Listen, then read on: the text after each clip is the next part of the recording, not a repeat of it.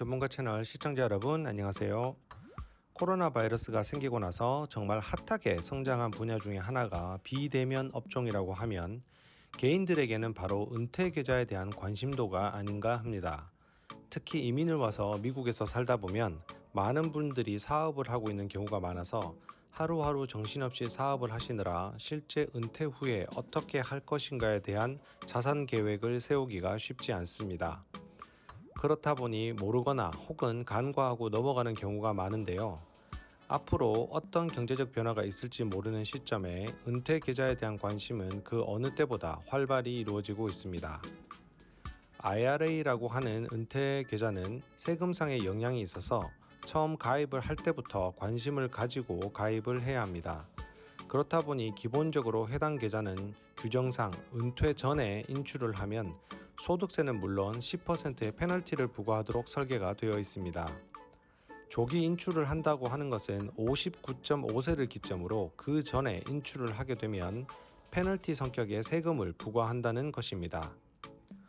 그렇다 하더라도 긴급하게 자금을 사용해야 할 경우는 59.5세가 되지 않았다면 무조건 페널티를 내야 하는가? 라는 질문에 그렇지만은 않습니다 라고 답변 드리겠습니다.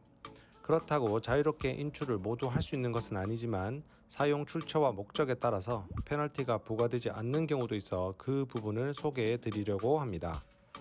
우선 간단한 면제 부분 4가지 먼저 설명드리겠습니다. 첫 번째, 본인이 영구적 장애가 되어 더 이상 일을 할 수 없게 된다면 IRA 인출은 페널티가 면제됩니다.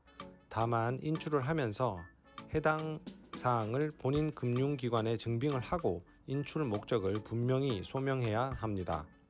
두 번째, 이미 사망한 고인이나 배우자로부터 상속받은 IRA는 페널티가 면제됩니다.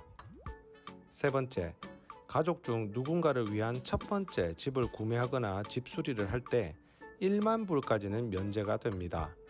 과거에 집을 구매한 적이 있더라도 최근 2년 안에 집을 소유한 적이 없던 사람이 구매를 할 때 적용이 됩니다. 나와 배우자 모두 IRA를 각각 가지고 있다면 각자 1만 불씩 페널티 없이 인출이 가능합니다. 네 번째, 본인, 배우자, 자녀의 학비로 사용하는 경우에도 면제가 가능합니다. 다만 해당 학교가 IRA를 사용해서 학비를 사용할 경우 면제가 되는지를 미리 학교 측에 문의 한번 해주시면 보다 정확하겠습니다. 그 외에는 조금 복잡하지만 페널티를 부과받지 않는 경우 추가로 설명드리겠습니다. 첫 번째, 보험료로 대납이 되지 않는, 즉 내가 개인적으로 납부한 의료 비용을 IRA 계좌로 사용한 경우 페널티가 면제됩니다. 그러나 의료 비용은 항목 공제 규정인 AGI의 7.5%까지는 페널티가 부과될 수 있고 지출한 의료비를 따로 환급 혹은 환불받지 못해야 합니다.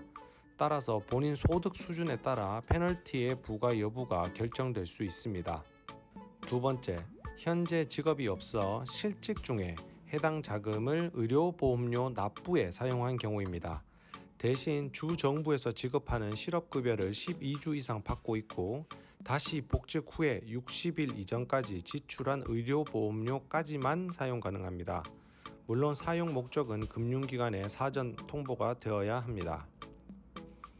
은퇴계좌인 IRA를 활용하는 방법은 여러 가지가 있고 금융기관마다 다양한 상품이 있습니다. 그러나 큰 틀에서 트래디셔널 IRA와 로스 IRA로 구분을 하고 그 세부적인 프로그램은 투자 상품이나 기타 여러 가지 은퇴 후 자산을 확보할 목적으로 가입이 가능합니다. 세금 목적상 트래디셔널 IRA는 은퇴 계좌에 납입을 하는 경우 세금 공제 혜택이 있으나 추후 받을 때 과세 소득이 되고 로스 IRA는 납입 시에는 아무런 세금 공제 혜택이 없으나 추가되는 소득과 함께 수령할 때는 비과세 소득이 됩니다. 단순하게 이 두 개를 구분하여 어떤 IRA가 더 좋다고 단정 지을 수는 없습니다. 본인의 현재 자산과 은퇴 계획에 따라서 적합한 상품을 가입하는 것이 가장 좋겠고 이 역시 IRA를 취급하는 금융기관의 자산관리 상담하시는 전문가분들의 조언을 받아 가입하시는 것이 가장 좋겠습니다. 오늘은 IRA의 조기 인출 시 발생하는 페널티 규정 그리고 면제 규정에 대해서 세부적인 내용을 알아보았습니다. 오늘 정보가 유익하셨다면 구독과 좋아요 부탁드리고 항상 건강하고 행복한 하루 되시길 기원하겠습니다. 감사합니다.